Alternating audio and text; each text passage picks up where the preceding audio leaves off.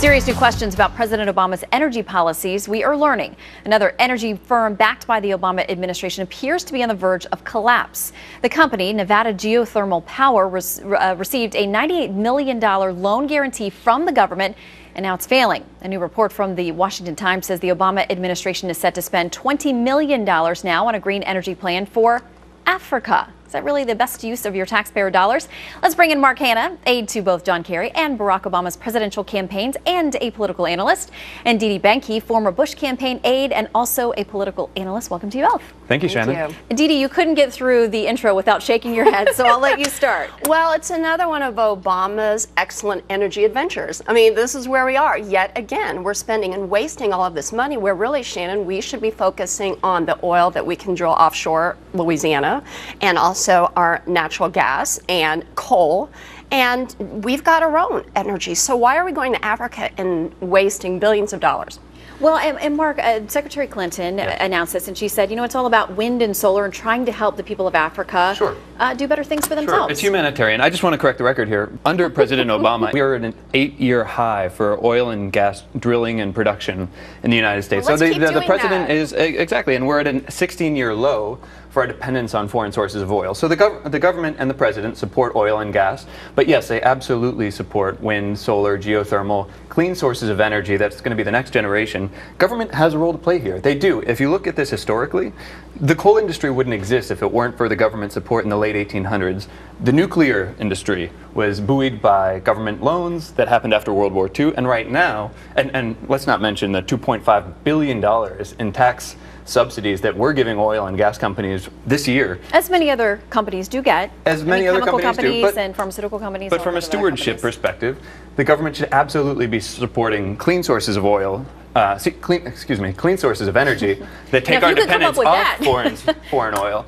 So, no, I think this is important for the people of Africa. There are over 600 million but what about the people of Indiana and Tennessee and California? I really think we need to be spending money in the US of A. How about Americans first, USA first? We should not be wasting any more money on this. This is about energy security at the same time. We know what it's like. And we shouldn't put the restrictions on the coal industry. I mean, right now, this administration has strapped the coal industry. It's not going well. We've got tons of coal and natural gas. We do not need to be dealing with anything in Africa. And actually, the good news is if we used our natural gas, oil, and all of our domestic resources, we could tell the Middle East to slide right off. I mean, and that would be a good thing to do. That would be fun. Let me ask you about this. I mean, because Mark brings up the humanitarian side of this, because the U.S. is so blessed in so many ways, do we have a duty to go help other countries in this particular way? I think we have a duty to help our own first. We have done a lot in Africa. We are a humanitarian nation, but we are broke.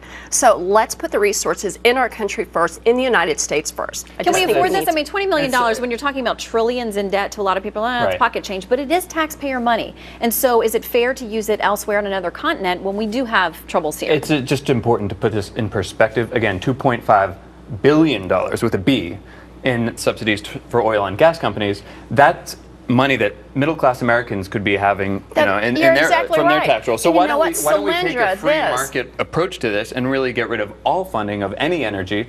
That would be the sort of purest argument from the right, and frankly, it wouldn't be necessarily a bad thing. But no, government is going to be, especially, and to say that, look, we need to take care of our own first, that's extremely naive. We have Venezuela giving oil and gas to people in New England. I grew up in Massachusetts, and we have Joe Kennedy up there getting oil and gas. We've seen the commercials. I mean, Didi, what do you make of that? Well, I just think that Obama's excellent energy adventures need to stop. We need to drill here. We need to drill now. We can go to Alaska, Louisiana, coal. We've got our natural gas. We have a plethora of energy here. We're making a lot of shakes. A lot of people in the Middle East extremely rich right now with the high gas prices we're paying at the pump. And I know Americans want to do that, put more money in the pockets of maybe not the sheikhs, but people whose ideology we most certainly don't agree with, and it is a threat in some way to the U.S. Certain countries that are out there that we deal with. But Didi, you mentioned coal, you mentioned Alaska and all these things, and there are great environmental concerns. How do we find a balance there? Well, I think we need to just go forward, and if we kill a spotted newt or a brown slug along the way, that's going to have to be the case, because we have got to move forward with energy and move forward Mark, with can you United States handle energy. losing a slug? Or I know that a would newt? bother you, Mark. I don't know, not the The spotted spotted newt. newt. See, Anytime- you want me to any- give that up. I mean, that's But going to not the bother Mark spotted a newt, lot. yeah. Or she's got Newt Gingrich on the mind, maybe. I don't know. other kinds of newts, maybe. No, look, there's an environmental argument to be made for sure. We want to leave this country off, better off for our kids and grandkids. That's a moral obligation I think we have. But there's absolutely a national security argument to be made, an economic argument to be made, and yeah, and national frankly, security, when we're broke, this- that's a problem. The energy situation in this country is in crisis, and Barack Obama is doing everything he can.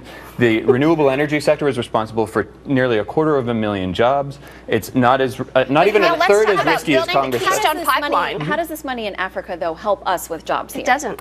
It doesn't help us with jobs here, but in the long-term security of our country, we know what it's like to have less than stable regions of the world developing dirty, expensive sources of energy. Well, we're And so, less than look, stable with it's- our economy. Let's but- start that and build the pipeline. and then- How about and then that? there's That a very- creates Gotta leave jobs. it there. Gotta Okay. leave it there. Okay. Stay tuned. USA for all the commercial. way. Mark and Dee Dee, thank you both very much for coming in. Thank you, Shannon. Shannon. Good to see you.